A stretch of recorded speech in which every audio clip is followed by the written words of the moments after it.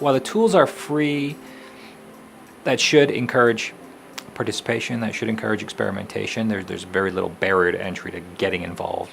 But where it gets to doing it right, it's pretty resource intense. So whether that's employees, whether that's dollars to create things that are going to break through, and so on, it takes a little bit of time and resources. Especially for small organizations and not-for-profits, time really is money, right? And social media tools might be free, but the time that you need to nurture communities and to interact with people isn't free. But then neither is any other form of communications. And really, if it's worth doing, it's worth doing well. Organizations can't just flip a switch on social and expect it to be there. You need to invest the time, the money, the effort to actually make it relevant, make it useful, make sure that it actually ties to organizational objectives so that you can achieve what you need to achieve. Many organizations are very excited that the number of social media tools are free. With that comes the caveat that this does take quite a bit of time, and in most organizations they find it to be very effective to have one person set aside as a dedicated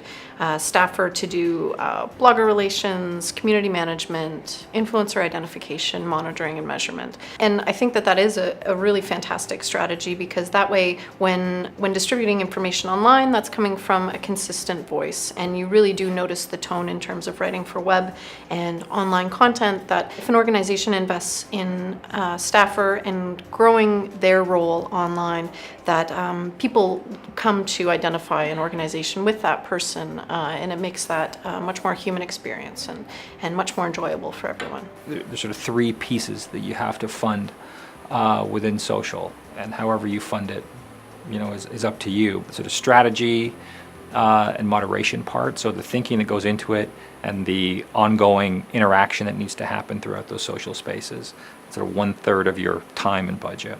Another third is, okay, what am I going to do for content? What am I going to do for interesting experiences? Because I can't just, I guess you could, but it gets kind of dull to just continually talk or read status updates or tweets. What am I going to do that's going to bring a little bit of interest to this community from time to time? I owe them something. I owe them some value for connecting with me. And then amplification. How am I going to get people to actually see it? Because it's a very busy world in social now. It's a very busy world online in general, but social, because it's free and easy, no one can find you. No one's really looking that hard for you, so you need to figure out a way to amplify. And whether that's paid media, whether that's working with influencers, whether that's holding events, whether that's connecting social to some of the other activities you do, you need to have an amplification strategy. Well, right now it's true that social media hasn't been the huge hit for fundraising that the media seems to think it is. And so because social media is new, it gets a lot of press attention, and I think outliers are really loved by the press. So when something happens on Twitter that's sort of an organic response to something like Haiti, like Japan, when people come together and they want to fundraise for an activity and they use social media for that, those case studies and outliers tend to get a lot of attention, but the reality for most charities and nonprofits is that social media as a channel is not a high-performing channel for fundraising. In fact, it's very low. Some organizations do very well with mobile phones and using online social media platforms to distribute phone numbers where users can simply text a message and do micro donations. That isn't always the case for organizations with an older volunteer or advocate or demographic, unfortunately. Some organizations do really well selling and distributing digital content. MP3 files make a lot of sense for an organization like War Child, because it's already a product that online users are comfortable purchasing and using and distributing.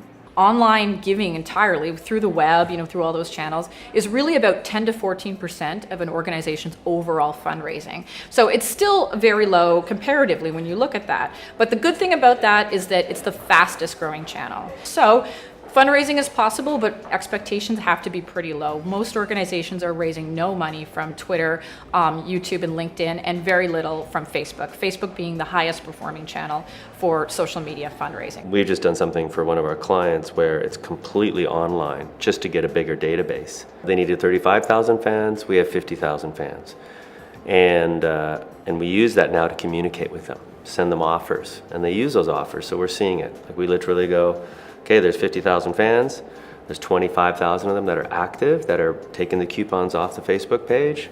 I think you have to build in a measurable component It's easy with retail. With charities, you have to create some component where it shows that you've created at least engagement.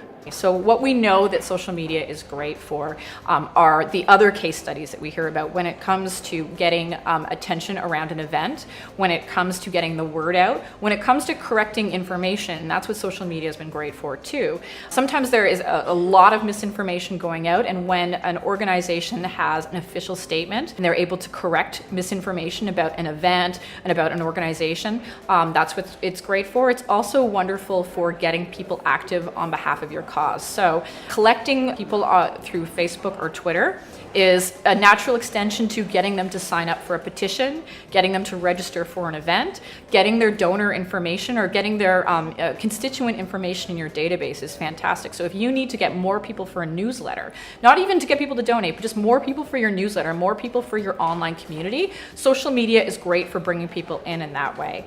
And one of the things we do know is that people that post on Facebook about you, or people that will retweet you, or people that will sign a petition for you are 7 times more likely to donate than those that don't. To me, there's 3 metrics that we generally use or try to use for social programs that we're doing. There's social metrics, there's brand metrics, and there's business metrics. Social is, what can I measure within the space? Did I have 1,000 followers yesterday and 2,000 followers today? Am I getting retweeted more? Are people using my hashtags? Are my Facebook fans growing? Just that sort of really measure against yourself, against benchmarks. Am I growing? Am I getting more engagement and interaction? The second layer is the brand, or organizational, or however you want to look at it. What is our social presence doing for our brand? Are we generating more awareness for our brand against our competitors? What's our share of voice within the total social conversations? Are people talking about me more organically than they used to? And then business. In the brand world, it would be about, are people buying more of our stuff? If that's what we're selling. In the charity world, are people donating more? Are people coming to more of our events? Are people participating in the things we want them to participate in? So looking at those 3 areas, social, brand, and business, give you a complete look at what your social presence is actually doing. Don't just measure the social. Push yourself to measure what value you're getting from that community to both the brand and the business.